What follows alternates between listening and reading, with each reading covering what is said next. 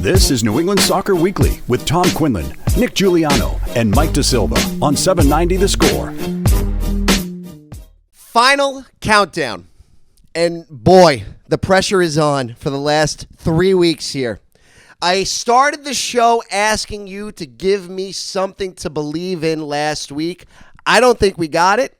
I think we got more clarity on what's going to happen these next 3 weeks.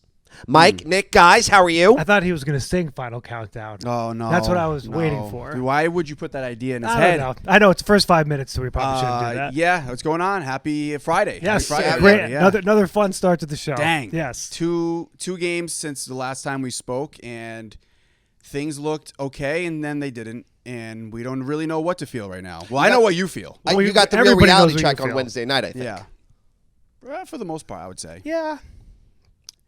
It's tough. I mean, it was. I'm trying to figure out where you're going to go because everything is just everything's done. So where do you want to start? I don't see you. Give me the glass half full take today. If they play the Columbus Crew in that first round of the playoffs, do they have a chance to win that game? No. Okay, then what are we going to do for 45 minutes? Because I don't see how you can't see that. Because Columbus is just an overall all-around better team. So and 2 games in Columbus is going to be deadly for this team. You didn't think that anything that you saw Wednesday night showed you that they could go up against a Columbus Crew and potentially win a game in the playoffs? First half, I thought they punched above their weight. Second half, I thought you got the team that everybody knows who they are. Okay. Interesting. And I think they struggled with Charlotte on Saturday night. And these are things that we can all go through for the next 50 minutes here. We can go through it. However long you decide to stay today. Ross Smith is on our program this week. What does that mean? However, I don't know if you can stay for 45 minutes. Maybe stay for 50.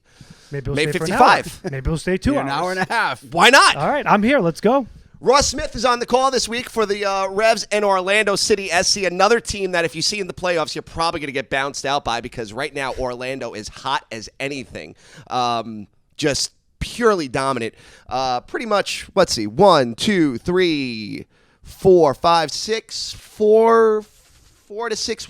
So in their last 4 wins in their last 6, they 1 have a draw, tie and a loss. Yes, thank you. Yep. And they're just cruising at this point right now. Big win in Nashville on Wednesday night. Ross Smith on the call for the Revs in Orlando City, down in Orlando, Florida this week. Ross, how are you? Guys, I'm doing well. Thanks for having me on. Appreciate this is great. What a great former setup. Rhode Island guy, former URI guy. Yeah. I love it. I love being called a former Rhode Island guy. I've said I'm Canadian, Scottish, but I feel like if you cut me, I bleed the Rhodey blue. I feel as though Rhode Island's my adopted state and home in America. Do you keep in touch with people in Rhode Island up here? I do. Head coach Gareth Elliott of URI is one of my best friends. A lot of guys that I played with at URI, they're still around. You couldn't leave. I felt like, and that was one of the most difficult things of my life is leaving Rhodey to go and pursue a soccer career because I quite easily could have stayed. I loved it so much being there. But I'll find my way back. But a lot of guys stayed there, which is great. We'll get into some URI and Rhodey stuff with you in a couple of minutes, but let's just bang through some of this Revs in Orlando stuff. So the question, let's start with what I started with last week. The question that I've been asking, and I'm going to ask until the end of the season here, is why should I believe in this New England Revolution team? You've been watching this team for, I'm sure, all season pre-Bruce and now post-Bruce. Why should, if I'm supposed to buy into this team at this point, should I? Or do you think it's over? Do you think we're starting to see the beginning of the end? No, I think that you could put New England Revolution in the conversation as, on their day, one of the most mature teams in the league. And a big reason for that are guys like Carlos Heel. When I look at the spine, I think that gives you heart, that gives you hope. And despite everything that's happening, the turnstile in the coaching position, when you look at Carlos Heel, you look to Gustavo Bowes coming back from the injury. You know, the 2 players on their day are 2 of the best players in this league, and they could take a game by the scruff of its neck. And then I look at guys like Dave Romney, who's been a solid addition, a real good piece to the team. So you've got a backbone as well. So you've got ability up front, but then you've got a backbone. And despite everything that's going on the sideline, I think on the pitch, on their day, you've got maturity in the guys that when the going gets tough, they could take on anybody in this league. But that's the question mark is can they get things right? And I think right now there's a team that are trying to find their way and trying to find a voice to follow. And whether Clint P.A. is that guy to take them there, I think to be determined. Where's the immaturity been the last 6 matches? This team has just been putrid in the second half, I think, for the last couple of weeks. So why is it that this team struggles so much to close out games? It's difficult. It's I think to that is understanding a direction, is having that leader to really step forward. There's leaders within the team, but the uncertainty of what are we? What are we? How do we go about doing it? You've had 3 different voices throughout the season. So how do you get it done? And I think that clarity needs to be sorted out. I think that the style needs to be sorted out. We chatted with Clint P.A. yesterday, and he said, yeah, I'm trying to do different things, but at the end of the day, these guys just, they want to win no matter how we get it done. And I think it comes down to that. And when you look at Orlando, they were struggling at the start of the year, but they're a team now who knows what they are and they know how to get it done. So I think it comes down to a couple of players needing to step up. So a player that's really stepped up for the Revolution through the last 6 games or so since his tenure started here is Tomas Chocolai, who seems to be getting better game after game after game. So what are you seeing from him and his addition to this Rev squad? Yeah, he's positive. He's full of confidence right now, 2-footed. He's direct. I think in the last match as well, he's gone and scored. Obviously, he's hit the bar. He's flashed one across goal that Gustavo Bo should have scored. So he's creating opportunities for himself, but for players around. And so I think that's where I know results haven't been going away and going Revolution way and closing out matches. But, I mean, you look at the talent. Vrioni, I think, as disappointed. I thought he was really going to catch fire when he scored the hat-trick in Leagues Cup. I thought, and I still think, I mean, his skill set could just fit so nicely as your number 9. But, I mean, he's got to get going. Gustavo Bo coming back from injury, Carlos Gil, and Chocolai. I think you look at that. I mean, that is a talented bunch going forward, but they have to find a common thread. They have to really hit their form. But I mean, he showed a lot of promise. 4 goals, I think it is.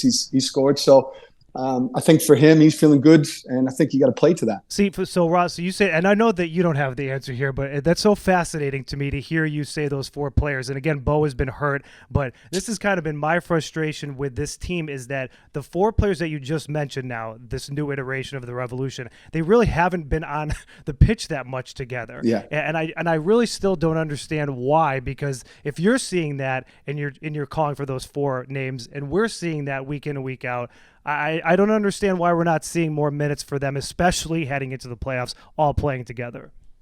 Yeah, absolutely. It's a question that I asked, again, interim manager Clint P.A. yesterday, and he said, we need to figure it out. And with Gustavo Bo, it's funny because you do see that tendency. He said, if I put him on the right side of the pitch or whatever, and I'm trying to get all the best players on the pitch, no matter what, inevitably he'll drift towards the left-hand side. He just loves that sweet spot that's his sweet spot of the pitch.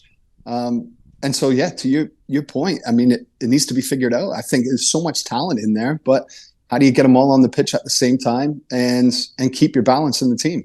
At what point can we just say the Giacomo Vrioni project just is not working? Because he's trying to get it out of somebody.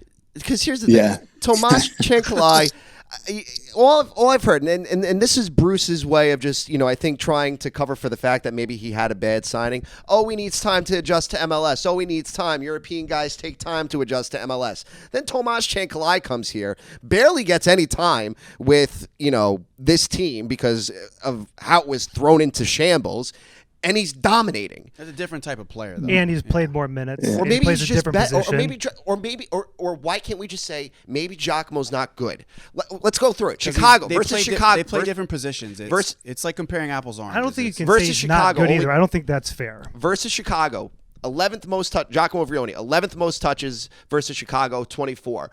Versus Charlotte a couple games ago, 13th most touches, only 11. Versus Columbus the other night, 16 touches, 11th on the team.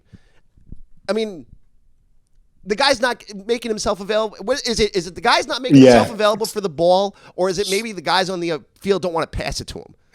I think it's a bit of both. And to that point, I mean, there's times where you think he should be showing up and he's not demanding the ball. He's not getting on it. But there's other times that I do think he makes clever movement. He makes clever runs and players aren't looking for him. And I think when you have a number 9 that you've put a lot of stock into, that you need to be thinking, okay, well, how do we get the best out of him? And I know we'll get into Orlando, but it's, what they've been doing with Duncan McGuire. They finally settled on their number 9 and say, right, how do we get the best out of our striker? How do we get him goals? And I don't think that question has been asked enough. But at the same time, I do put a bit of blame. I've watched games where I'm thinking, is he even on the pitch? He's gone missing.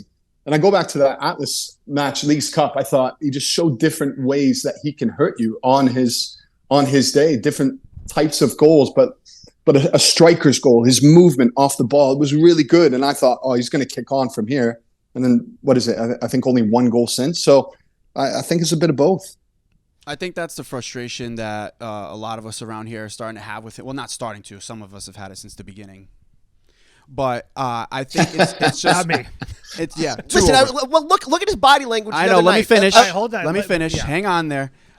It's just one of those things that you get frustrated because you see the off the ball stuff, and as a striker, movement off the ball is probably the most important part. You got to find yourself in a space. And there are times where he disappears, but there are strikers that go through these periods of their career where they, if they're just not gelling with the center midfielders and not gelling with the wingers, they can disappear at times. Why isn't it, and I guess is the question we asked earlier, but would he benefit from playing with the Gustavo Bo up top with him or another striker to kind of maybe pull a little bit away from him instead of him being constantly the person drawing people away from the Carlos Hill? Yeah, I think that. That's a great question, and I think would love to. I'm sure a lot of supporters to see that together, the relationship, and see what that would mean. And I look at it from the other side of it, defenders. I mean, if you look, okay, we've got a Mark Gustavo Bo, we got Vrioni now in front of him, and Carlos Hill is drifting in and out of pockets, and you think that's a nightmare to deal with. And so you get the players working together and. It's funny when Vrioni came off the pitch, there was a tight shot of him, and it looked as though his anger was directed towards Clint Piet for whether coming off or and ask Clint Piet about that. Now you're having to manage egos. What's that like? And he said, well, Revolution 2, he said, I told the players what to do, and they went and did it. And I'm having to figure out now that's not necessarily the case. So I get back to that. Well, what instructions are being given as well to those players and figuring out on the training ground, can they work together? And I'm a believer of there's so much talent in there. You have to figure it out. Of course they can work together. They're game-changing players, so need to figure it out. They looked really good on the attacking third against Columbus. I thought, honestly, they had the better possessions, but the Revolution just looked so susceptible to the counterattack. I mean, both goals you can, especially the first goal, there was just nobody tracking back in the midfield. There was way too much time. Yeah. And there was a lot of questions I saw about basically the formation that they're running. They're playing Polster and Jones on opposite sides, Polster filling in that, defensive position. Is that going to be an issue going forward? Because I thought overall they looked like the better team on the attacking end, but that counterattack was just killing them. Until the subs came on. Then it was a different. But up until then, I agree with you for sure. Yeah, and when you talk about that first goal, I look at it. I've gone back a few times, and you're right. I agree with you just how open they were in transition. But I also look at Andrew Farrell there, and I was a center back by trade as well, so maybe my attention goes a lot more to the nuance there. But I mean, where he starts and where he ends up, he never confronts. Never closes the space. Never closes down. He drops completely off instead of coming out to the wing and saying, "Right, can you beat me out here?" And then you've still got space to run into. He keeps dropping and dropping. I think the final pass before it gets to Cucho Hernandez, Farrell's just about on the 6-yard box. Yeah. Maybe I'm exaggerating, but no, he hasn't put in a challenge. About. Yeah, and where it starts from. And I think what's going on? No challenge put in there, but I do think it's so open. And Mark Anthony Kaye, where he has good parts to his game, but I think one part that is getting exposed a little bit is his mobility and turning and going back towards his own goal and closing down. It's not the quickest. And so I think that's where the Revolution become quite vulnerable. And at times you almost man marking between Farrell and Romney. And I think that's a dangerous game to play because I don't think there's a huge amount of pace in the middle of the park there. And then in terms of just that killer defending instinct, like with Andrew Farrell, and I see it more and more across the league. I watched Austin a couple of weeks ago in Cascante. I thought, I don't know what he's doing. He doesn't close down. He doesn't put in a challenge. He just continues to back off and back off. And that's not doing your job. And that's exactly what I thought with Andrew Farrell there. For all his experience and matches that he plays well, he didn't do his job. He didn't do anything. Well, that's something they're going to have to correct quickly because we'll move on to Orlando. And I have something from each phase of the field. And let's start up front. I mean, Torres and Maguire, 13 goals, 10 goals. These guys over the last 2 months have really clicked, like you said. And a good number of these goals have come on that counterattack. So the Revs are going to have to be ready for those two. They are right the way through the team. I look at Orlando, and for me right now, they're one of the most horrible teams in this league to play against.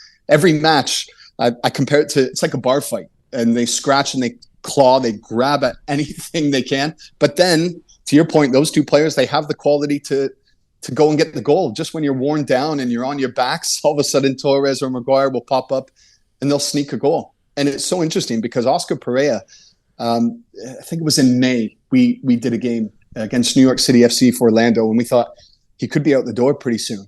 And he still doesn't have a contract going into next year, but since May into June, he started to turn things around. And for me, they're probably the last team any other team wants to take on right now. You gave a stat when we came on about their streak. I look at it, I think the number that really hits for me is they've had one loss in the last 10 matches. They've had only 4 losses since May.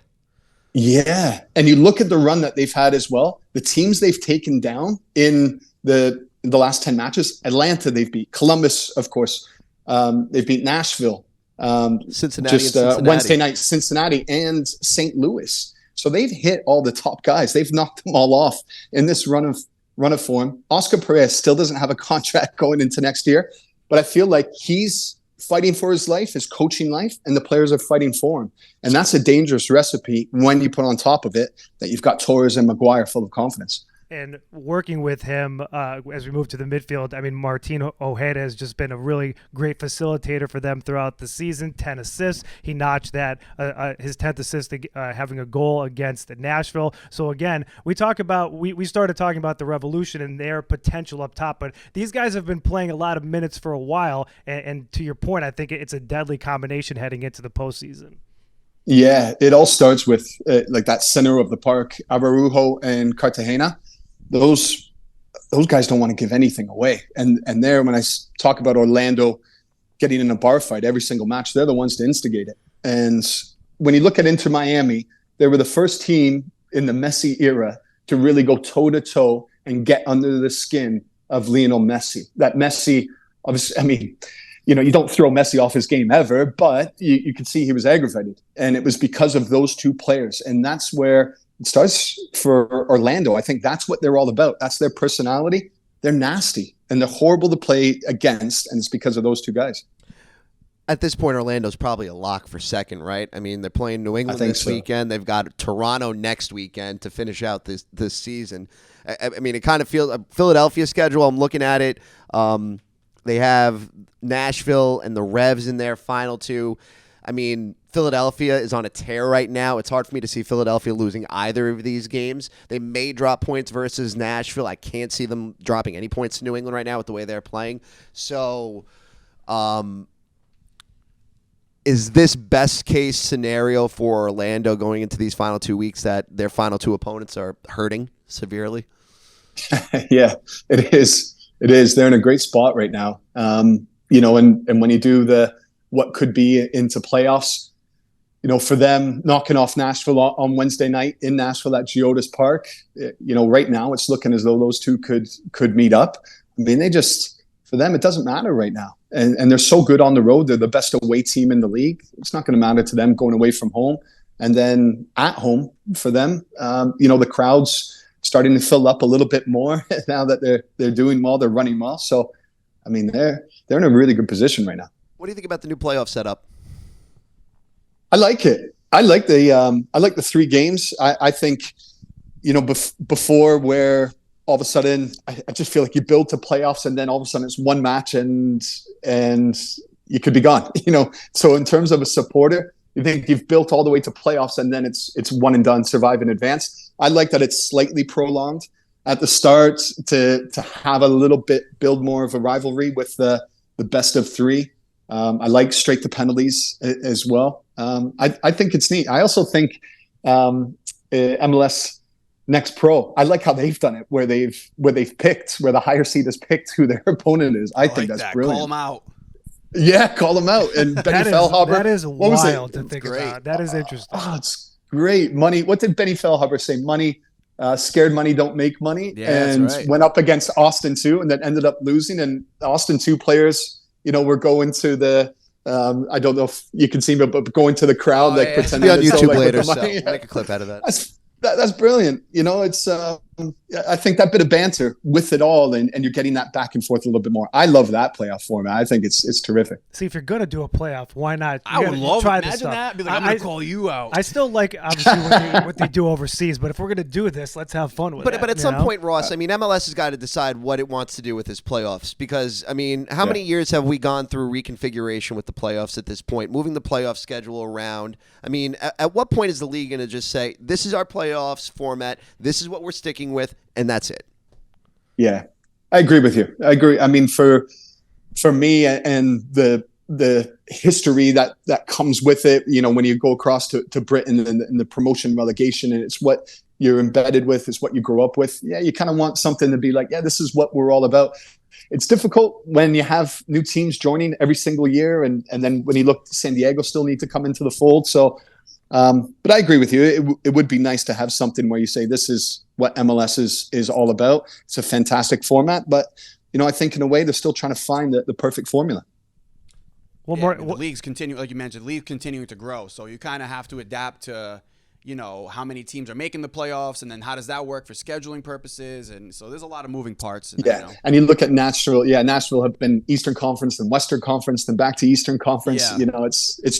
It's tricky. Plus, is it too many teams qualifying for the playoffs? I mean, Yeah, I read an interesting article just in regards to the run of form. I don't have the exact numbers in front of me, but New York City FC, for example, have barely won, and there's a really good chance of them getting into the playoffs. And so, despite the fact that you failed, there's still a good chance of looking at it as though it's a success. And that's just one example. DC United is another one. So the article was leaning on the fact of putting more pressure on the owners to go and spend. If you haven't made playoffs and you haven't had a good season, well, you have to figure it out. Whereas New York City FC haven't had a good season but could make playoffs, and ownership might see that as a success, so might not invest as much. So I thought it was I think it was on The Athletic. It was a really interesting article.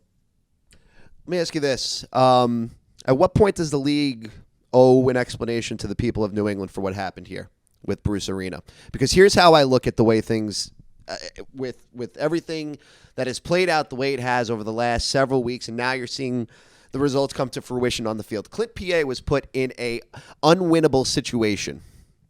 And it kind of feels like the Revs were hamstrung by an investigation that they had no control over. They were forced to take Richie Williams as interim head coach. They were forced to, it seems like by all accounts, to force out Kevin Vandenberg and Showery because they were publicly and outwardly supportive of Bruce.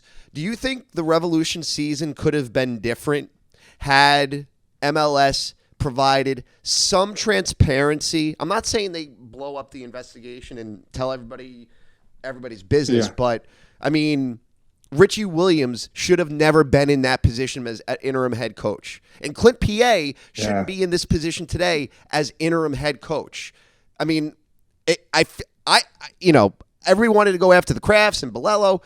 It made no sense. The league was in control of this all along. Do you think if the Revs knew a little bit more information then, or were able to control it a little bit more then, we would have seen different coaching here and a completely different approach?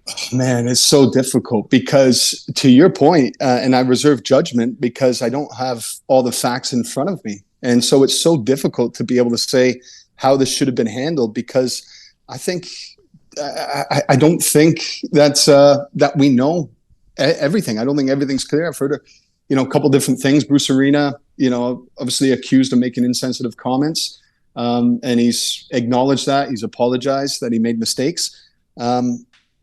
But so it's so difficult to know, like, what was the ideal way of this being handled without knowing exactly the ins and outs of it all. But based on the reporting too, it didn't seem like and granted, Bruce may have said something terrible to Richie.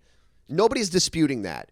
But based on the reporting from The Athletic that we know, Richie had his own issues with inside the organization too, specifically with salary and specifically with an incident where both of those guys needed to be separated from a near physical altercation. So, and now, it didn't seem like the Revs were forced to keep Richie as head coach because he's still on the staff as a paid employee. He's just out of sight, out of mind. So could this have been done? Like, I guess the way to sum it up is the Revs were punished for something that is a Richie and Bruce issue. I think so. I don't know. I don't know. Again, just without knowing everything, to that. And I think to some extent, like Dave Romney, we chatted with him yesterday and he just had twins and we said, how's it been? And he said, you know what? I've got twins. I'm barely sleeping at night. He said, I've just been business as usual, coming in, putting my head down. So I just don't know without having everything right in front of me. No, I get it. And the ins and outs, right? To you, just because like this is like, because it's like the players also took their stand too, and whether the players want to say they didn't hold out or not for training, I think everybody kind of is reading between the lines on that situation there because you saw with the fallout with what happened with Richie after. So it's like it completely whatever happened there completely destroyed the entire organization. And when it went from an organization that was on the right track of being part of MLS 4.0 to now it probably got set back to MLS 1.5.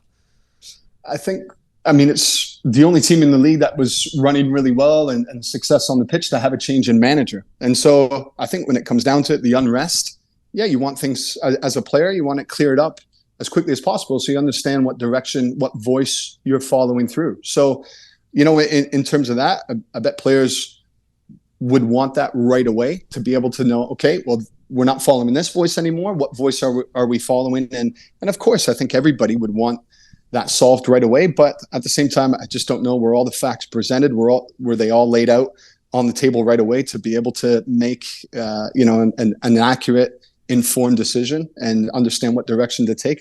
That's the most difficult. I could speculate, but I just don't know. Is the Revs job an appealing job? Yeah, it is. It is. I mean, the history's there. You guys will know more, but in terms of the backing with the money, I think with Bruce Arena when he first came in and, obviously the training ground now, more investment in players. I think to that it's attractive. You want to know that there's money there. You want to know you have a good setup. So I think so. You've got the history there. You've got the quality of players with still a few years left in them at their top. I think so. You get a star. You coach. doubt it? Say it again. You doubt it? You doubt it being as attractive? It depends on how much the Crafts are willing to spend. If you're able to get the same type of investment from the Crafts that Bruce Arena was able to get from the Crafts, it's an attractive job, 100%. I mean, obviously the stadium is what the stadium is. You have to have somebody be able to sell that and go, hey, don't worry about that. Here's all of this money and here's all the great things that are going to come. And I felt like Bruce was doing that with guys that either worked, didn't work, whatever. He was a great salesman for the Crafts, but was also able to get the money as well. Because they spent more money under Bruce than they pretty much did on anybody else. Yeah, he moved the needle, and that's certainly what grabbed the attention around the league when Bruce Arena came in. Is money being spent and training facility. So I don't know. Again, I don't know if that was in the works before, but you definitely started to see New England grab a lot more news. The fact that I think Bruce Arena was able to raise the level of the Revs back to what they used to be. Pizza strips or pizza chips? Pizza strips. Pizza strips, yeah. That Tommy went right into full on like lifelong Rhode Islander questions. Pizza strips or pizza chips? That's how it goes. So you're a URI guy. Any favorite memories of being down there in Gansett, in that area? Oh my gosh! I mean, when you're saying that with the pizza, the DP dough, I couldn't believe the magic of DP dough when I first came to Rhode Island and the calzones there. But the memories, I couldn't believe how beautiful a part of the world that it was down there, and to have it right on your doorstep. You know, being in Kingston and then going off to Narragansett and the team. I mean, players being brought in from all over the world. And there was a Jamaican pipeline at the time with fantastic talent. Andy Williams coming through there, played in a World Cup. I just couldn't believe the talent that was being brought into Kingston, Rhode Island. Did you play with Jeff Cameron?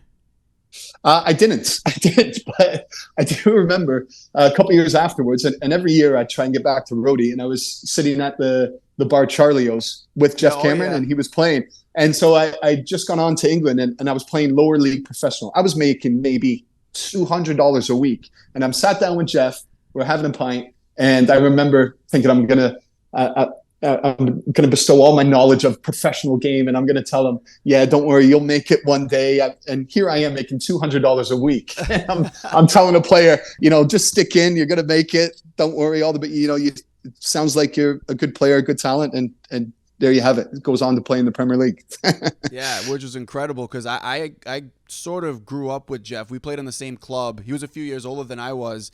But he would always come back, in the off season he was at Virginia his first year before he transferred to URI, and he would always train with my group because he had a family friend that played on my team here for Bayside, which is a club in Rhode Island.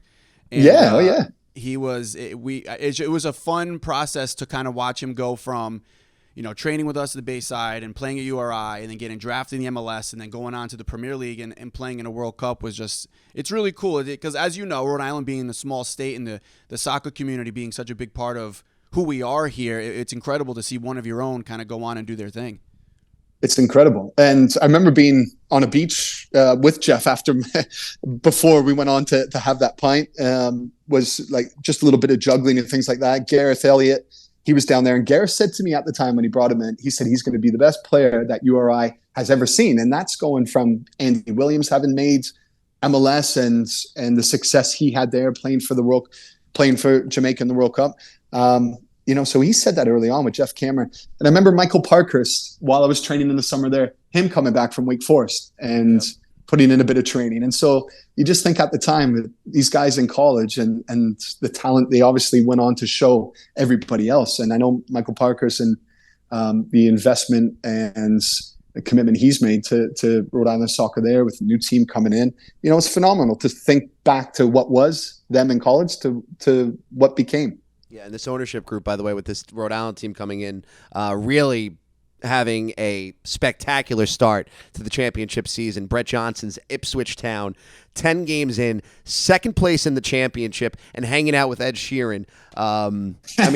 For what we know this thing is going to be, and for the intention that Brett Johnson has, Rhode Island FC really could be a sleeping giant. You never know. I think it's attractive. It's really attractive. It's exciting. It's exciting. I've been back. I've been trying to follow the news as much as possible, but I feel like it's out there in the media. What was it? I saw the video of the head coach going to the first season ticket buyer purchase into the house, and yes, and I thought that was brilliant. Just getting out in the community, and that's what I always felt that Rhode Island was. The soccer community was so tightly knit. So it's interesting, and it feels like it's going to be doing that same way just to bring the fans in. Cranes in the sky in Pawtucket. There you go. Yeah, we had a great interaction, Tom and I, with Brett Johnson, part of the ownership group. He's part of the Ipswich Town ownership group as well. It was shortly after they got promoted and up to the championship, and he said, 3 best days of my life: getting married, birth of my children, and being promoted and winning the league. He goes, I won't tell you what order they're in either. So might be promoted again. Just to show you how much. I mean, it'd be incredible to see them up in the Premier League and then bringing guys over here to Rhode Island FC in the offseason. It'd be nice. All right, Russ, we'll let you get over to Disney World. Make sure you watch the Revs and Orlando City SC from Orlando, free for all to watch on Apple TV or online at tv.apple.com. Russ, It's been a pleasure. Welcome back home. Guys, thank you very much. I love hearing those words. Appreciate it. Thanks for having me on. All right, so appreciate Ross Smith coming on here. Other news of note for today. I see Noel Buck got called back into the U19 side, so we like that for him. Wish we saw more of him against Columbus. I felt like he Chankalai kind of took over the game in Carlos Heel. I don't understand starting Nacho over him either. I think Noel's a better option. Yeah, Noel is definitely the best. I think Noel Buck should be a starter from here on out for the rest of the season. I think he's dynamic. He's smart.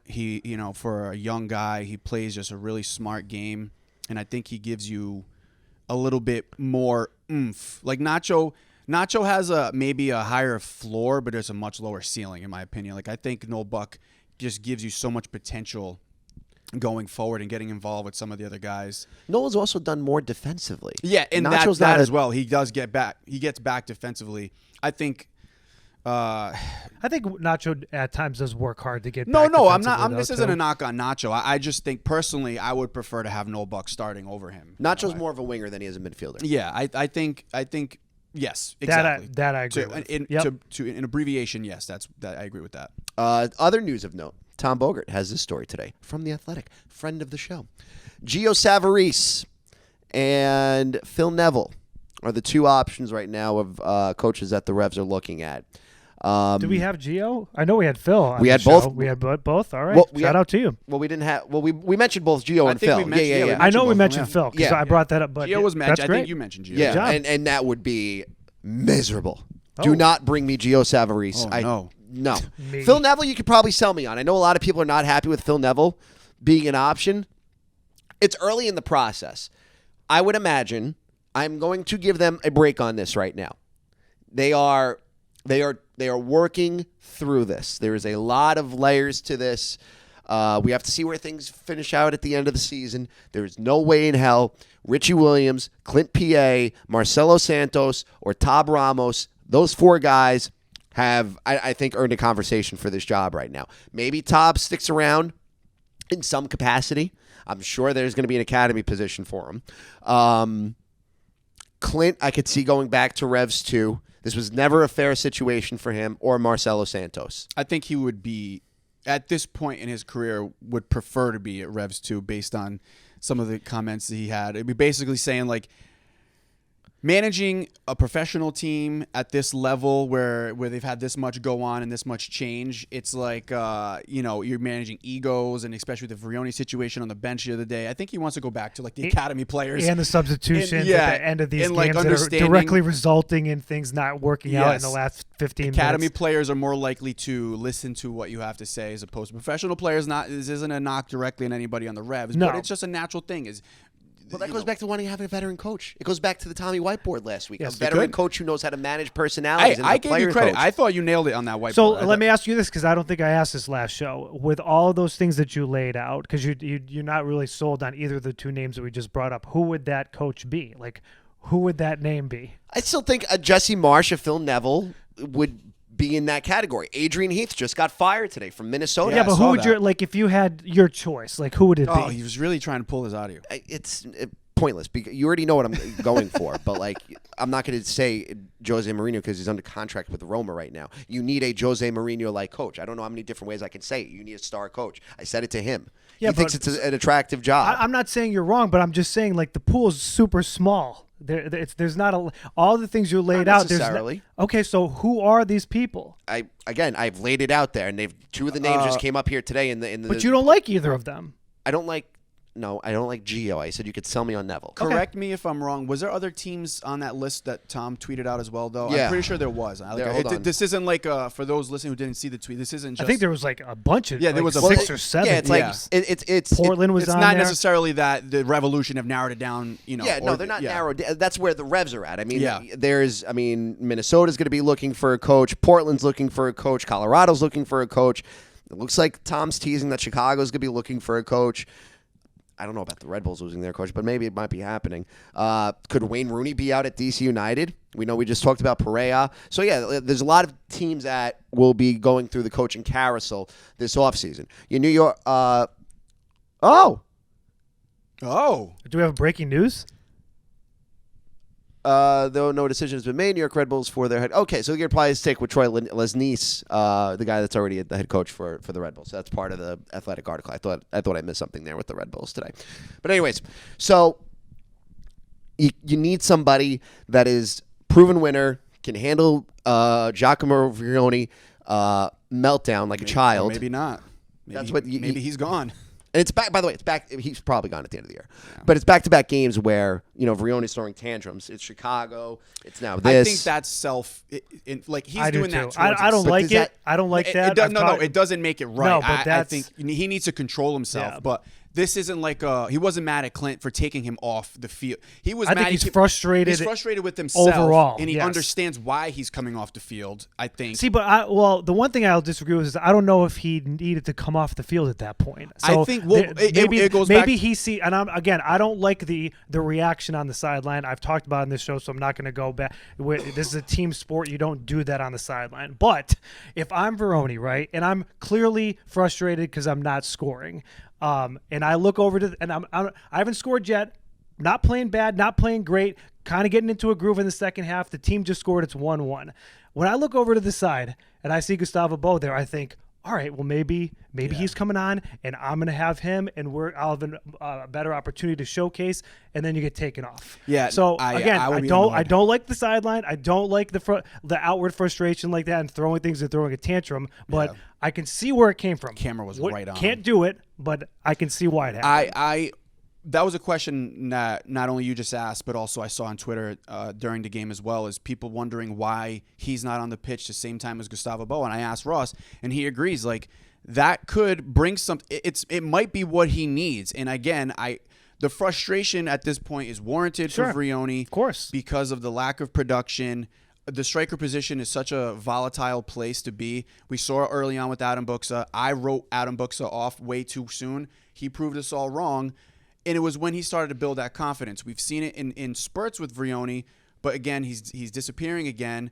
I just think if it's going to work, if you're going to try to make this work at least through the end of the season and into the playoffs, I want to see what it looks like with him and Bo out there consistently. And I know Bo was hurt, and I know he had some issues this season. This isn't like necessarily falls all on the tactics and the managerial decisions.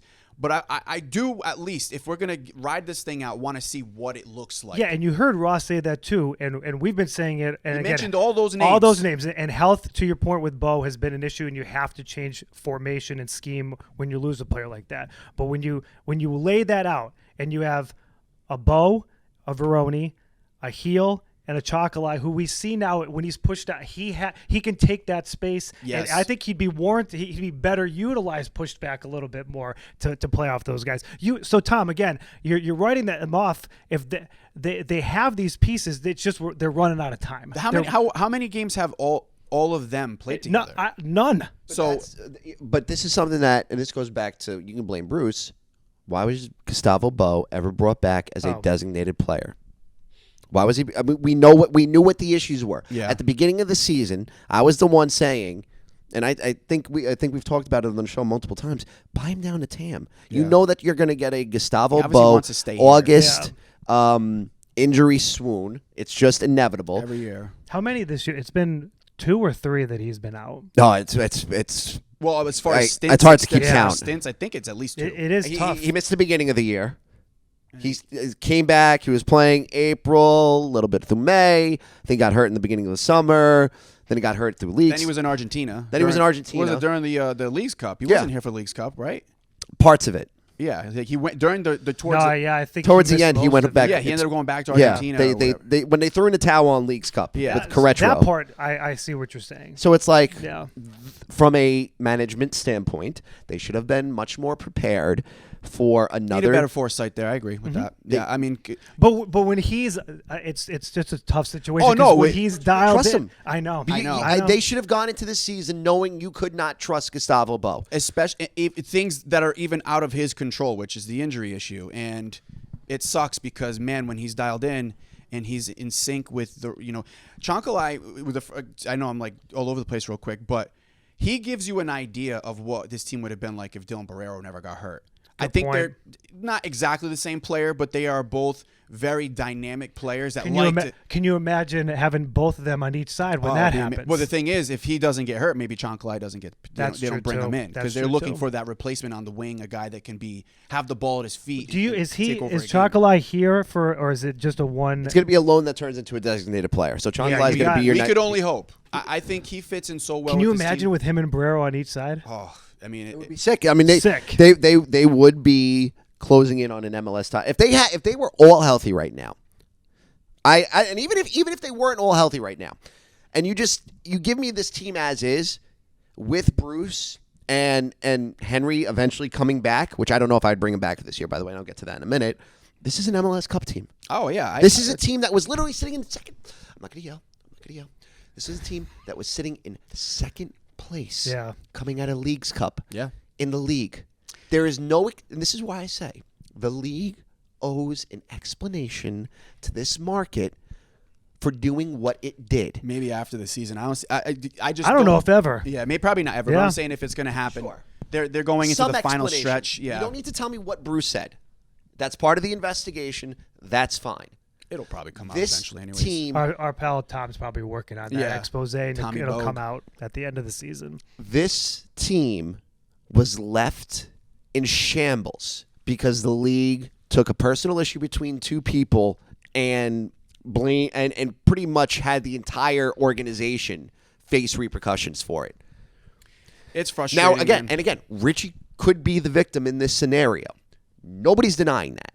But at the same time, Richie had his own issues within the organization as well. And he should have never been put as coach in that situation. Same thing with Clint PA. They could have went a different route here. And maybe this is where people can say, why didn't Bolello do more? I still...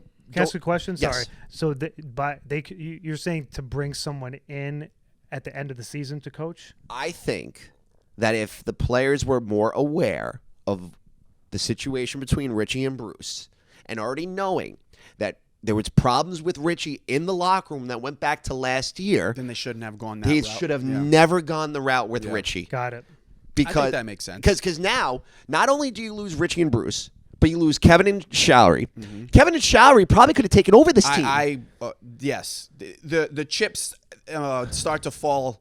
It all starts to add up that it was a dumb move because you're right, that separation right there and basically people choosing sides got rid of some of very valuable people to this organization's history. Never mind just in this current team. Absolutely. I mean, losing Showery Joseph to me was one of the worst parts of this whole situation outside of the obvious. Absolutely. Because that was a guy you almost expected to be the one to take over.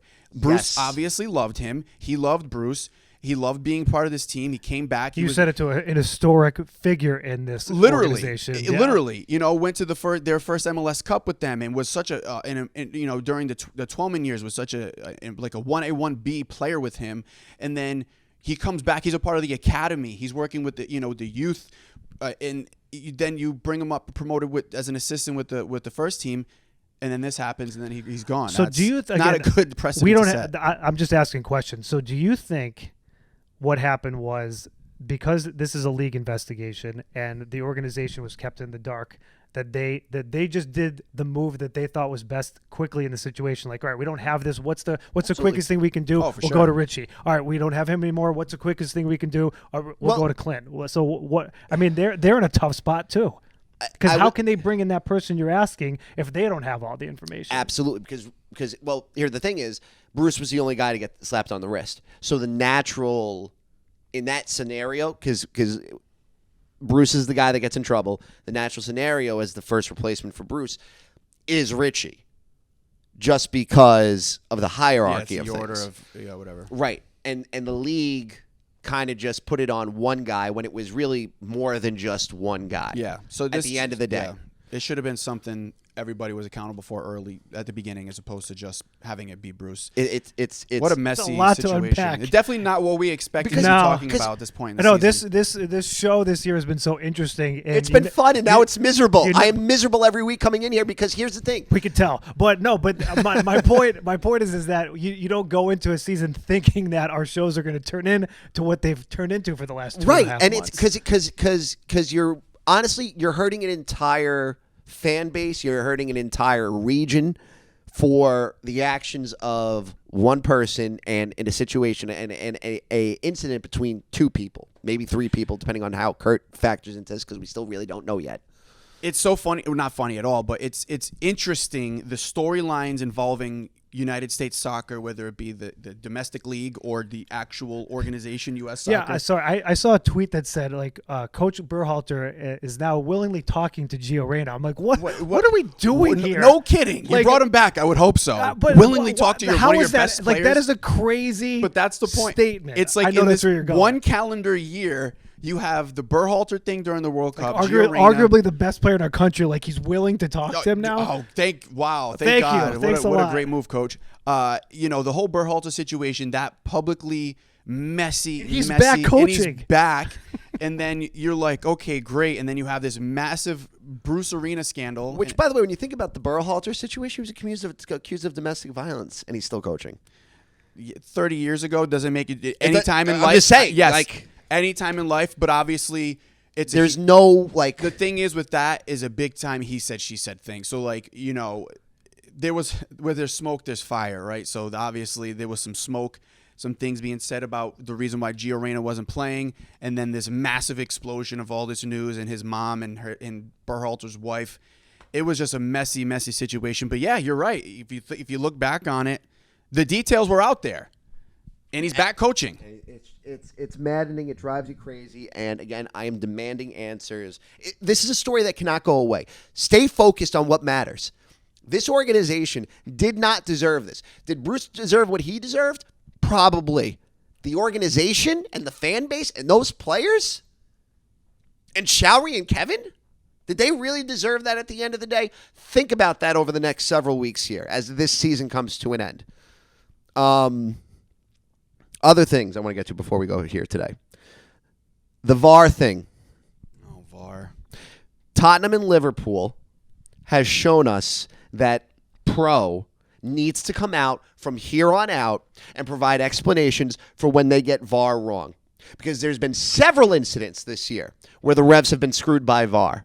Several. And Pro has come out after the fact and said, yeah, we made a mistake. And it goes, oopsies, sorry, move on. And in England, that technology is put in place specifically to prevent all of that. Thank you. And in England, they're demanding a replay. Humans 1, computer 0. I don't even know if Dwight Schrute. But here's the thing, though: the humans are Under making Mifflin Infinity. the humans are making the call. Like if you listen back to right, yeah. So I don't know if you kind of have to blame the humans for the Tottenham Liverpool thing because they're sitting there, they're watching the video, they go, yeah, he's offsides. No. And then you have the terrible red card. My point at the end of the day is this: Pro has to be held more accountable for their horrific in-game VAR decisions because it has screwed you multiple times this year. You think about standings means everything at this point, and every drop point means everything. And if I'm going to hammer this team for dropping points against Austin and Minnesota and Colorado, you have to hammer VAR for the 3 different times they've screwed you out of wins this year or points.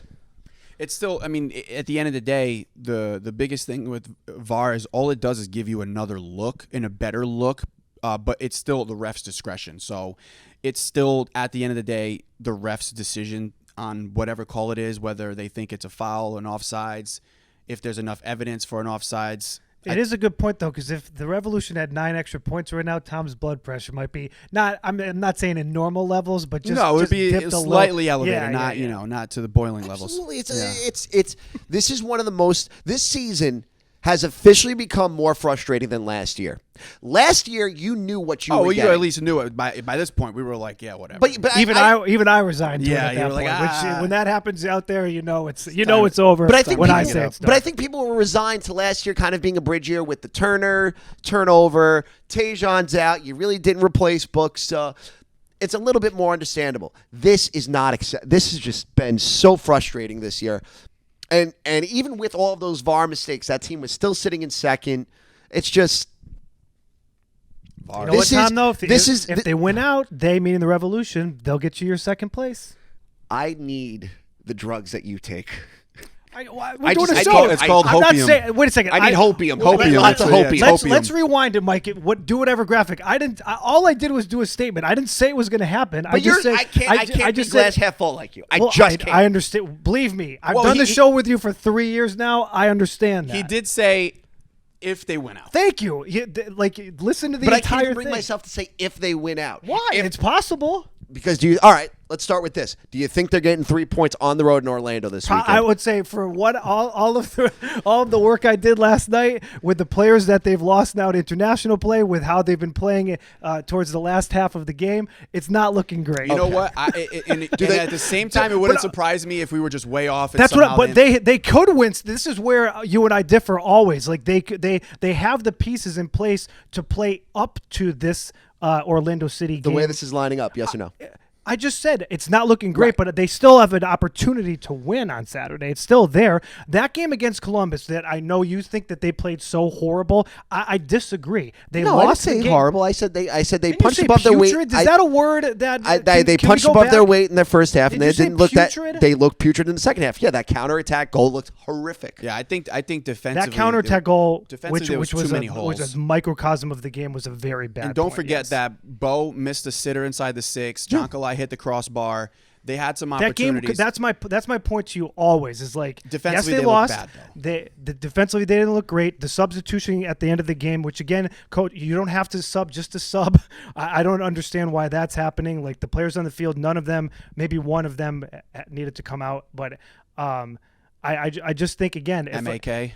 Yes. He yes. Not a good game for him. Harks. Yeah. You he need Harks or back. Polster. Yeah. Which Harks is hurt, back. which isn't great. But I just think that, again, if one or two things go differently, your take is different because the Revolution either tie or win that game, and it's not as bad.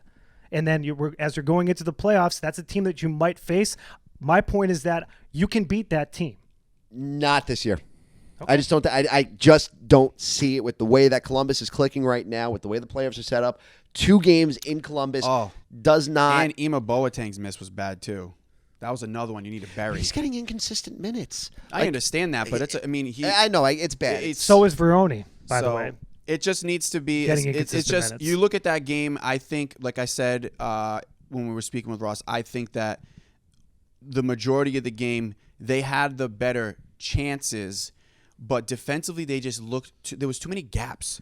They were getting too many balls in. I mean, if there was a couple of times that Rossi that had a horrendous touch on it would have been a breakaway, and he for some reason hit it 25 yards ahead of himself. I mean, there was just too many gaps, and they need to figure that out because there's going to be teams that will absolutely expose them, no matter how good they can. Produce in the looking back third. in my notes, like of how the game went, I thought the first 19 minutes the Revolution looked very strong. Yeah, and then the goal happened. And I actually thought after the 30th minutes or the last 15 minutes, the Revolution really came back and played really well. Coming out of halftime, you score. Everything kind of is going not fully the Revolution way, but the Revolution still looked like they had an opportunity to either, again, come out with a point or come out with 3 points. And then I know we've done this. We're going around. Those subs happen. I just don't know why you're doing it like that. Yeah. I just don't get it. I thought they were going to win the game. Yeah, especially when they tied it up. I'm like, all right, they're going to get none of these subs the way that happened. But it's so again that's managerial. It's tough. But a lot of things got to get righted quick. That's for sure. Tough game tomorrow. I think it's going to be very, very difficult for them to win. At Orlando. Well, here's the other thing too that we didn't bring up with Ross. This team has the second fewest goals given up in the East. They have 37 goals. They have a very strong back. It's going to be a tough game. It's going to be a tough game. Orlando's always a tough environment. You lost Jones. You lose Buck. It's tough. No good. And you lose By. Well, By's been out, yeah. Yeah, but I mean... I'm curious as to see what the hell they're going to throw out there this weekend. It's going to be interesting. 3 in the back? Why not? What else are you going to do? Yeah, you got it. 3 in the back, load the middle, have 2 forwards. Shout out to Taylor Twellman. Thank you. Imagine if Ben Sweat starts on Saturday. Ben Sweat got criticized by Charlie Davies and apparently on a hot mic after the game. Oh, yes, I saw that. Yeah. No good. That's not a good look. But it was that corner kick. He needed to be His better position. I mean, the position. there. I mean, he was. flailed at it. I don't. Right. No, but he was behind, behind him, and you also got- just you- kind of stuck his foot like out. you need to front there on a corner that's this way, but or at least be parallel to him. He's behind. Like, And also, what are be you doing? first to the ball. It fell at his feet, and he just kind of just. That was a like, rough one. Whatever. That was rough. We're not going to hark on Yeah, him. it was rough. Orlando, Nashville, Philly. Let's go. We'll see. We'll go, see. baby. See you in the This is postseason. what we do. And we will see you next week. Goodbye.